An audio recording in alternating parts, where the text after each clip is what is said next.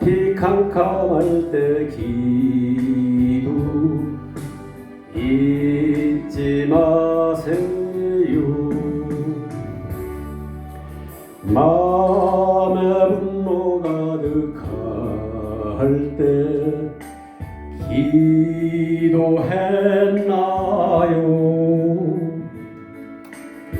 나의 앞길 막는 친구 용서했나요?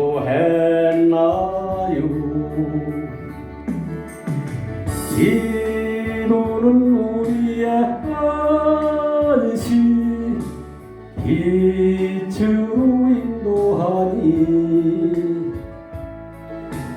앞이 캄캄할 때 기도 잊지 마세요. 어려운 시험 당할 때 기도했나요?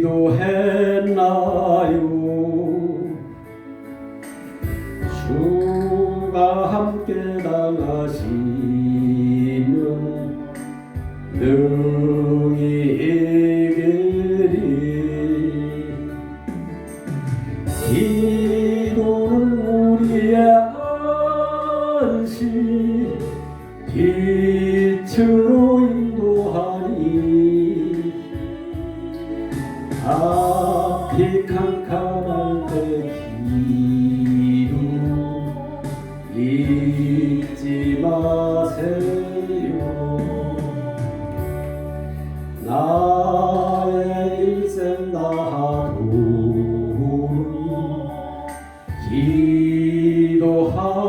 기도하리라.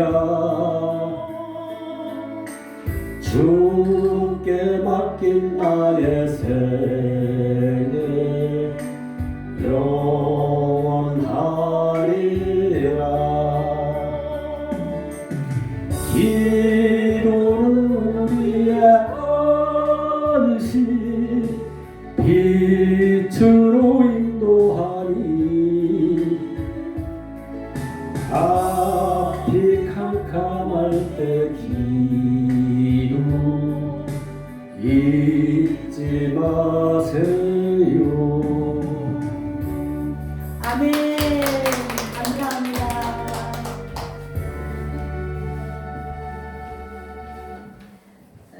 오늘은 2021년 마지막 주일입니다. 한 해 동안 함께 해주신 하나님과 성도님들께 감사합니다. 그래서 오늘 주보 앞에 영어로 제가 감사합니다를 제가 주보에다 한번 넣어봤어요. 마지막 주일이어서. 우리 한번 인사하겠습니다. 옆 사람 오시면서 한 해 동안도 수고 많으셨습니다. 한 해 동안도 수고 많으셨습니다. 네. 많으셨습니다. 아, 정말 감사한 시간이죠. 자, 성경은 모두 몇 권으로 책이 되어 있다고 제가 말씀드렸어요. 성경은 66권. 한 권 한 권씩. 아, 너무 잘 알고 계세요. 자, 그 가운데서 구약 성경이 66권 중에 몇 권이 있다고요? 39권, 39권. 그래서 이제 우리가 3구하면 뭐예요? 곱하기 3구 27이죠. 그래서 신약은 27권으로 되어 있어요. 그래서 근데 그 신약 성경에서 27권 가운데 사복음서 4개 하고 사도행전하고 요한계시록 이 6권을 빼면 21권이 다 편지예요. 편지. 그래서 이거를 서신서라고 해요. 서신서. 그 가운데서 바울 서신이 가장 많죠. 13권이나 되죠. 자, 오늘 우리는 그 서신서, 그 편지들 중에서 누가 썼을까요? 오늘 우리가 읽은 성경은 야고보가 썼죠. 그래서 야고보서예요. 야고보서. 야고보서가 썼다는 야고보서를 우리가 오늘 읽었어요. 자, 여러분 성경에 이 야고보가 예수님의 제자 야고보도 있지만 예수님의 친동생도 야고보예요. 예수님의 바로 밑에 동생이 야고보예요. 오늘 이 야고보서를 쓴 사람이 바로 예수님의 친동생이에요. 그리고 또 한 장으로 되어 있는 유다서도 그 예수님을 30배 파는 그 유다가 아니라 야고보 밑에 유다, 예수님의 동생이에요. 자, 여러분 사실 야고보는 예수님이 살았을 때 사람들이 막 니네 형 미쳤다고 막 사람들이 막 수군거리니까 엄마랑 같이 예수님이 막 열심히 하나님 말씀 전하는 데 가서 형을 오라고 이렇게 한 적도 있었어요. 그래서 그를 구주로 믿지 않았었지요. 그런데 예수님께서 이제 부활하셔가지고 동생인 야고보에게도 나타나신 거죠. 그래서 이때부터 야고보도 이제는 육신적인 형님이었던 그 예수님을 이 땅의 구주로 믿었던 거예요. 그래서 이 야고보서라는 이 책을 통해서 그때 당시 예수를 믿는 사람들을 다 잡아다가 막 이렇게 잡아다 가두고 죽이고, 여러분 북한에도요 예수를 믿는 사람들은 그냥 무조건 감옥에다 가둬버려요. 북한에 오늘날. 그래서 예수 믿는 사람들을 총으로 쏴서 죽여버리는 그런 현장을 제가 영상으로 본 적이 있어요. 그 야고보 시대에도 역시 그렇게 핍박을 피해서 숨어서 살았어요. 기독교인들이. 그런 거 보면 여러분 오늘은 얼마나 좋은 시대입니까? 교회 나온다고 잡아가지도 않고, 여러분 이게 다 우리 믿음의 선진들이 목베임 당하고 피 흘리는 그런 은혜인 줄 믿습니다. 거저되어지는 게 없어요. 우리는 그런 순교자들 때문에 우리가 이렇게 누리고 있는 거예요.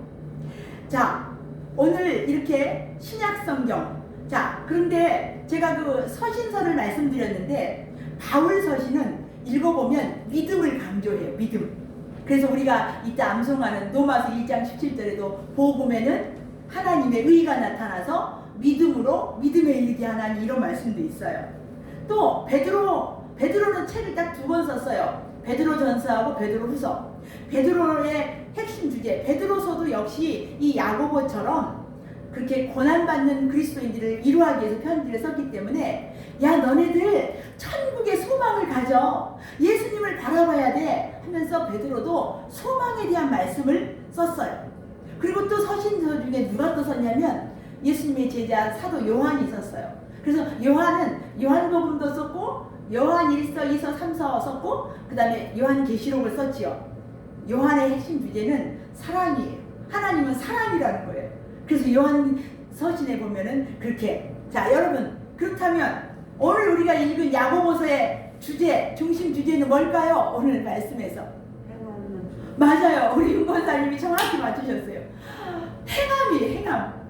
여러분, 제가 우리 교회 처음 설교하러 행함교회라는 교회가 있다고 해서 제가 어떻게 생각했냐면, 어머, 그 교회는 이 야고보서에서 나오는 행하라는, 우리 행하고 살자, 이래서 행함교회라고 지었나? 이름을 저는 그렇게 해석했어요. 여기 와서 이제 동네 이름이 행함이었는데, 여튼 여러분 그렇습니다. 이 야고보서 주제가 행함은 우리 동네 행암하고는 좀 차이는 있지만 저는 그렇게 내가 생각합니다. 자, 믿음이 있는 자는 행동으로 보여줘야 한다는 거예요. 그거를 지금 야고보가 얘기하는 거예요. 또 이 베드로도 역시 소망이 있는 자도 행동으로 보여줘야 된다는 거예요. 물론 요한이 말하는 이 사랑도 행동으로 보여주어야지 그게 진짜 사랑이라는 거예요. 여러분 야고보서를 읽어보시면 처음부터 끝까지 오늘 윤권사님이 말씀하신 것처럼 행함을 강조하고 있어요. 물론 바울서신에서 이렇게 우리가 바울이 강조한 믿음, 뭐 베드로가 강조한 소망, 요한이 강조한 이 사랑. 그런데 여러분 그 모든 것들이, 믿음이나 소망이나 사랑이나 이 모든 것들이 오늘 야고보가 강조한 행함으로 완성된다는 거예요. 이게 말로만 되어지는 게 아니에요. 그래서 야고보는 오늘 26절 한번 같이 볼까요? 시작. 영혼 없는 몸이 죽은 것 같이 행함이 없는 믿음은 죽은 것이니라. 행함이 없는 믿음을 뭐라고 표현합니까? 죽었대요. 죽었대. 야고보의 선언을 우리가 가슴으로 오늘 받아야 돼요. 제가 2021년을 마지막 보내면서 이 행함교회의 행함을 한번 묵상을 해보게 된 것입니다. 우리 오늘 첫 번째 주제 보겠습니다. 같이 읽습니다. 시작. 행함이 없는 믿음은 남에게 유익을 주지 못합니다. 말로만 믿는 사람은 남에게 전혀 유익이 되지 않는다는 거예요. 여러분 정말 우리 교회가 행함교회인데 우리 스스로가 행함이 아니라 행함으로 좀 바꿔서 그렇게 행하는 교회가 되었으면 좋겠다는 생각을 했습니다. 여러분 아멘이십니까? 여러분 2022년에도 그렇게 나아가고 싶습니다. 네, 우리 15절 16절 한번 같이 볼게요. 시작. 만일 자매나 홀고 유리원 양식이 없는데 너희 중에 누구든지 그에게 이르되 평안히 가라 덥게 하라 배부르게 하라며 그 몸에 쓸 것을 주지 아니하면 무슨 유익이 있으리요. 여러분 신문에 난 기사인데요. 영국의 왕자가 거리에 나섰다가 구걸하고 있는 아이를 만났나 봐요. 이 왕자는 수행원들에게 이렇게 말했다고 그래요. 아니 집에 가서 냉장고만 열면 먹을 것이 수두룩한데 저 아이는 왜 저렇게 구걸을 하고 있단 말이더냐. 이 왕자가 이렇게 말했다는 거죠. 그 사람의 입장에서 보지 않으면 그 사람을 이해하지 못한다는 법이에요. 오늘 성경 말씀이 지금 그런 내용이에요. 16절이. 성도들 중에 헐벗고 배고파 있는 사람들이 있다는 거예요. 그런데 교회가 그들의 형편을 전혀 살펴보지 않고 있는데 성도들이 교회에서 예배를 다 마치네 이렇게 얘기했다는 거예요. 자, 여러분 이제 집으로 가세요. 가서 집에 가서 점심도 맛있게 드시고요. 날씨가 쌀쌀한데 보일러 팍팍 틀고 감기 들지 않게 잘 지내세요. 이런 인사를 한다는 거예요. 그런데 문제는 이런 인사를 받은 사람들 가운데 집에 가서 먹을 것도 떨어지고 보일러에 기름도 떨어진 사람이 있다면 문제라는 거죠. 그렇게 된다면 우리가 아무리 경건한 예배를 드리고 기도를 했다고 해도 그 예배와 신앙은 도대체 무엇이겠느냐고, 무슨 유익이 있냐고 이렇게 말씀하는 거예요. 이웃을 살피지 않는 이 행함이 없는 믿음은 그런 의미에서 죽은 것이라는 거지요. 아무 의미도 없는 그냥 종교 행위라는 거예요. 제가 여러분 청년 때 금식을 일주일 금식을 하게 됐어요. 그런데 집에서 못하고 저기 최대하실 저기 여의도 순복음교회에서 하는 오살리 금식기도원에서 금식기도를 일주일을 하고 이제 기도원 버스가 이렇게 서울까지 와요. 거기서 그 버스를 이렇게 타려고 하는데 사람들이 막 뛰어와요. 왜요? 그때는 지금은 좌석이 없으면 사람을 안 태우잖아요. 그때는 사람이 많아서 그 기도원에 사람들이 미어졌잖아요. 서서 와야 되는 그런 상황인 거예요. 그런데요, 여러분, 사람들이 조금 전까지만 해도 그 교회에서 막 방언으로 눈물콧물 쏟고 기도하고 막 성령 충만해서 내려오는 그 성도들이요, 그 버스 안에서 자리 다툼을 하는 거예요. 서로 앉으려고. 물론 다리가 아프니까 그런 것일 수도 있다고 이해는 되지만, 여러분, 그 버스는 세상의 버스가 아닌 기도원 버스였는데도, 찬송가가 흘러나오는 버스였는데도 그 자리 다툼을 한다는 거예요. 행함이 없는 믿음은 정말 아무 의미가 없다는 거죠. 남에게 유익은커녕 오히려 불리한 일이 될 수도 있다는 거예요. 그렇다면 어떻게 하면 이 믿음의 행함을 여러분 효과적으로 우리가 해볼 수 있을까요? 그것은 내가 누군가에게 돕고자 한다면 상대방과 눈높이를 맞춰야 된다는 거예요. 제가 아는 목사님이 복지관에서 오랫동안 일을 하셨는데요. 실제적으로 있었던 이야기예요. 어떤 돈 많은 사람이 돈을 주면서 이 돈은 홀로 사는 독거노인들한테 이제 써달라고 했대요. 그래서 대전의 그 변두리의 신탄진 대청댐 주변에 홀로 살고 있는 그 할머니들한테 보일러를 새로 다 놔드렸다는 거예요. 여러분 얼마나 잘한 일이에요. 보일러 하나 놀라면 돈 많이 들잖아요. 그런데 얼마 후에 복지사님이 이렇게 순회하다가 어떤 할머니 한 분이 그 보일러를 사용하지 않고 있다는 사실을 알게 된 거예요. 여러분 왜 그 할머니가 보일러를 사용하지 않으셨을까요? 맞아요. 그 할머니는 보일러는 놔드렸는데 그 보일러에 기름을 넣을 돈이 없었던 거예요. 그래서 그 할머니에게는 정작 기름을 살 돈이 없었다는 생각을 못했다는 거예요. 그래서 그 복지관에서는 다시 연탄도 뗄 수 있는 겸용 보일러로 바꿔드렸답니다. 그래서 매년 그 복지관에서 그 할머니한테 연탄을 보내드리게 되었대요. 여러분, 우리는 이렇게 이게 바로 눈높이라는 거죠. 우리가 누군가에게 사람을 도와주는데 눈높이를 맞추지 않으면 이게 도움이 안 된다는 거죠. 그 사람의 입장에 서보지 않으면 그 사람을 이해하지 못한다는 거죠. 자, 이야기 하나 더 합니다.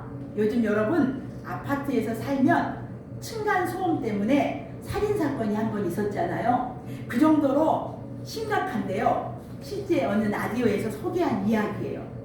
어느 집사님이 아파트에 이사를 갔는데 그 위층에 어린아이들이 있는지 늦은 밤까지 쿵쿵거리면서 잠을 잘 수가 없었대요. 그래서 막 밤 10시, 11시가 넘어도 애들이 잠을 안 자고 쿵쿵거리니까 이 집사님이 너무 고통스러워서 올라가서 한마디를 해야 할까? 그러다가 또 싸움이 나면 어쩌지? 이렇게 고민을 하다가 아이디어가 하나 떠올랐다는 거예요. 그래서 그 집 우편함에다가 그 애들이 좋아하는 그 과자하고 뽀로로 편지지하고 뽀로로 그 고봉투를 사용해서 편지를 썼대요. 안녕? 나는 뽀로로야. 나는 밤 10시에는 잠을 잔단다. 너도 10시가 되면 잘 수 있겠니? 우리 꿈속에서 만나자. 이렇게 그 뽀로로가 돼갖고 편지를 썼다는 거예요. 그런데 여러분, 거짓말 같은 일이 벌어졌다는 거예요. 밤 10시만 되면 그 위층에서 조용해졌다는 거예요. 그리고 그 위층 아줌마가 며칠이 안 돼서 떡을 들고 왔더라는 거예요. 그리고 이렇게 말을 했대요. 뽀로로가 10시만 되면 잠을 잔대. 나도 10시가 되면 잠을 자야 해. 꿈속에서 만나야 되니까. 이러면서 아이가 10시가 되면 잠을 잤다는 거예요. 상대에게 바라는 것이 있다면 그 사람 눈높이에 맞춰서 그 사람 마음으로 들어가면 된다는 거죠. 내 쪽에 서서 그 사람을 보면 방법이 보이지가 않는데 그 사람 입장에서 보면 나의 믿음을 증명해 보일 방법이 보이기 마련이라는 거예요. 여러분, 행함이 없으면 남에게 유익을 주지 못한다 하여서 우리는 아무렇게 한다고 해서 이게 되는 게 아니라는 거예요. 어린아이 앞에서는 아이처럼, 노인 앞에서는 노인처럼 하지 않으면 안 된다는 거죠. 여러분, 그 도시의 그 교회 주변에 작은 슈퍼마켓을 운영하는 분이 그 가게에 찾아오는 사람마다 그 동네 사람들이 이렇게 얘기했대요. 아유, 글쎄 저 교회 목사님이 새로 왔는데 아이고 설교를 엄청 잘하나 보다고 그러면서 막 칭찬을 하더라는 거예요. 근데 이 가게 주인은 교회 다니지 않는 사람이에요.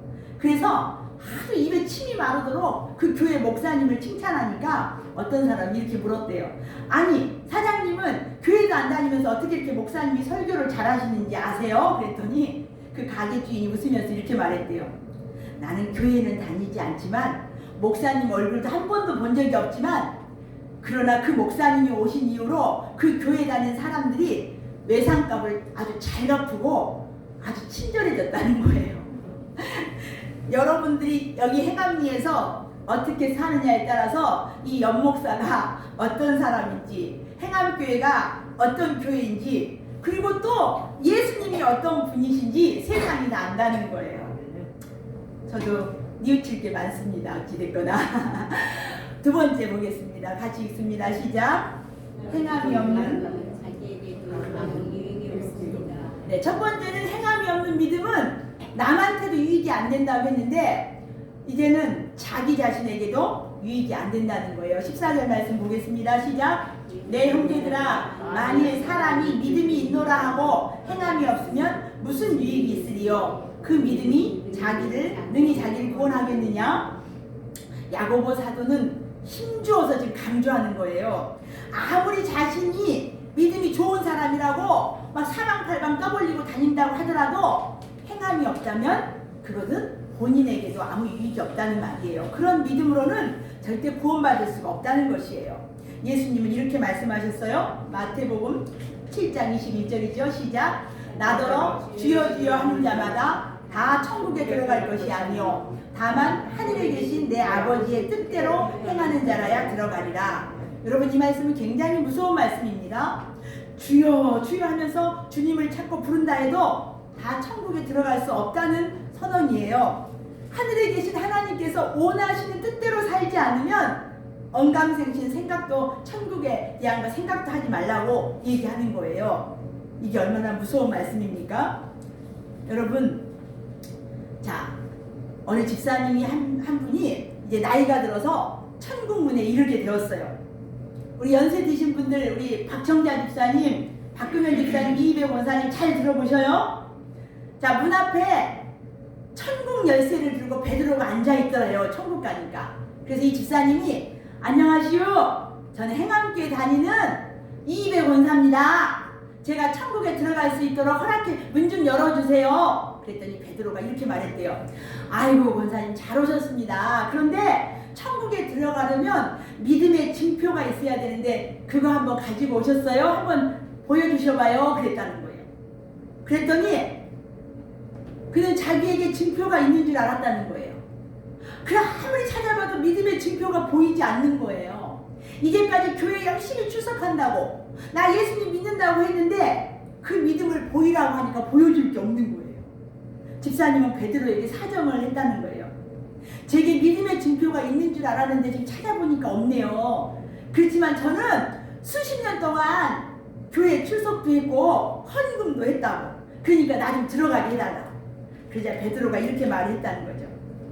아이고 더더군다나 안 되죠. 믿음도 없이 수십 년이 아니라 수백 년 동안 교회 마당만 밟고 무슨 의미가 있어요. 그렇게 해서 들어갈 수 없다니까 다시 되돌아가라는 거예요. 그래서 또다시 애원을 하는 거예요. 제가 그냥 교회 마당만 밟은 것이 아니고요. 수십 년 동안 내가 집사직분도 받고 권사직분까지 받고서 내가 봉사도 했어요. 그러니까 나 좀 들어가게 해달라고. 베드로는 큰 소리를 듣고 더 큰 소리로 꾸짖었다고 해요. 뭐라고요? 믿음도 없이 집사 노릇을 수십 년 동안 했다고요? 이 양반 교회에서 꽤나 말썽만 피웠겠구만 하면서 당신 같은 사람은 더더군다나 천국에 들어갈 수가 없다고. 천국 문이 꽝 하고 닫히고 말았다는 거예요. 이 꽝 하는 소리에 놀라서 깨보니까 그게 꿈이었다는 거예요. 집사님은 얼마나 놀라셨겠습니까? 믿음이 있으십니까? 그 믿음의 증표를 무엇으로 보여줄 수 있냐는 거예요. 여러분, 우리가 하나님 앞에서 하나님은 너 세상에서 무엇하다 왔냐고. 믿음은 우리 속에 역사하는 거지만 보여지는 것은 사랑의 열매, 전도의 열매예요. 그래서 우리가 하나님 앞에 작은 소자 하나에게 한 것이 누구에게 한 거라고 했어요? 제가 예수님께 한 거라고 했어요. 우리가 그런 것들, 우리들이 하나님 앞에 정말 이 행함만을 우리가 강조하는 건 아닙니다. 여러분, 이 믿음이라는 말이 계속 등장을 하면서 이 믿음과 행함은 같이 간다는 거예요. 따로 떼질 수가 없다는 거예요. 야고보는 믿음을 행동으로 보여주라고 계속 지금 주문을 하고 있는 거예요. 행동으로 나타나지 않는 믿음은 죽은 믿음이기 때문에 그래요. 여러분, 우리가 미국의 아주 빈민가에 태어나서 굉장히 부자가 된 깁슨이라는 사람이 있는데 그 사람이 부자가 된 비결을 사람들에게 물어봤대요. 대변 어떻게 해서 이렇게 부자가 됐습니까? 그랬더니 제가 지키는 게 3가지가 있습니다. 그래서 뭐냐면 술을 마시지 말 것, 2번째 고생을 두려워하지 말고 열심히 일할 것, 3번째 하나님을 믿고 만사를 의심하지 말고 말씀대로 이렇게 살아가는 3가지를 얘기했다는 거예요. 이 말을 듣던 사람이 뭐 별로 특별한 것도 없네요 그랬다는 거죠. 그러자 그 깁슨이 웃으면서 대답을 했대요. 맞습니다. 이거는 누구나 다 아는 내용입니다. 그러나 그 아는 것을 실천해야 성공한 사람은 많지 않다는 거예요. 그걸 실천하고 있습니다.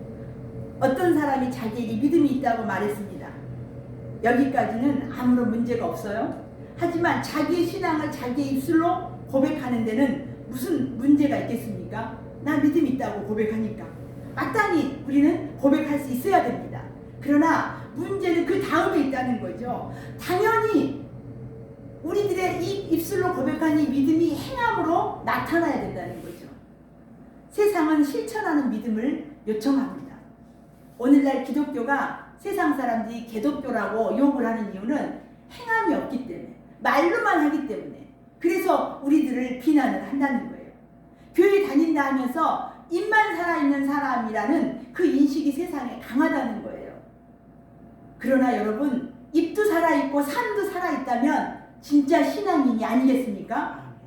여러분, 한 해를 마무리하는 마지막 주일에 사랑하는 여러분이 살아가시면서 가장 중요한 때는 바로 지금 이 순간이라는 사실을 놓치시면 안 됩니다. 그리고 가장 중요한 사람은 지금 여러분이 만나고 있는 바로 그 사람입니다.